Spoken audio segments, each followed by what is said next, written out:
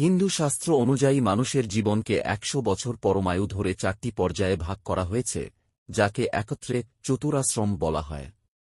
এই ৪টি আশ্রমের বিস্তারিত নিচে দেওয়া হল। ১. ব্রহ্মচর্য, জন্ম থেকে ২৫ বছর, এটি জীবনের প্রথম পর্যায় এবং ছাত্রাবস্থা। এই সময়ে গুরুগৃহে বাস করে বিদ্যা অর্জন এবং কঠোর সংযম পালন করতে হয়। এর মূল লক্ষ্য হল শারীরিক ও মানসিক গঠন এবং জ্ঞান অর্জন। ২.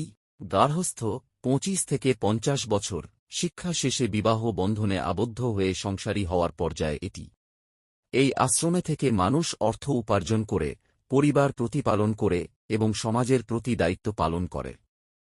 পঞ্চ মহাযজ্ঞ পালনের মাধ্যমে দেবঋষিপিতৃ ঋণ শোধ করা এই পর্যায়ের প্রধান কর্তব্য। ৩.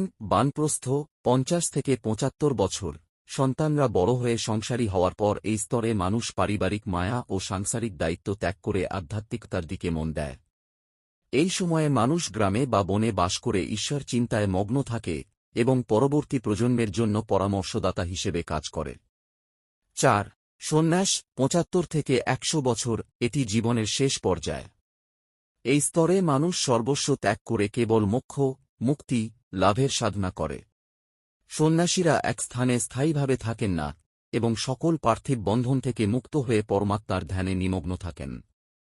চতুরাশ্রমের মূল উদ্দেশ্য হল শৃঙ্খলাবদ্ধ জীবন যাপনের মাধ্যমে ধর্ম, অর্থ, কাম ও মোক্ষ, এই ৪ পুরুষার্থ লাভ করা। আপনি এই বিষয়ে আরও বিশদ জানতে উইকিপিডিয়ার আশ্রম পাতাটি দেখতে পারেন।